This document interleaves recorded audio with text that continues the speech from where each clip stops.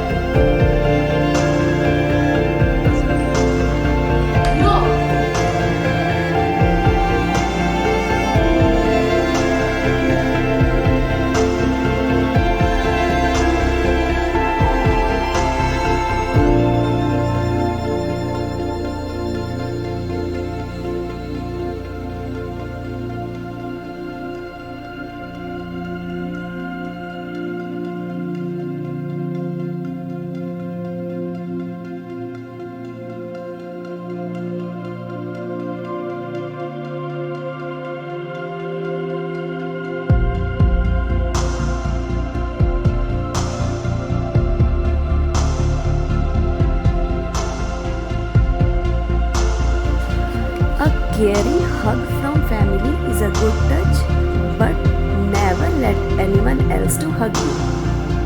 A handshake is a good touch.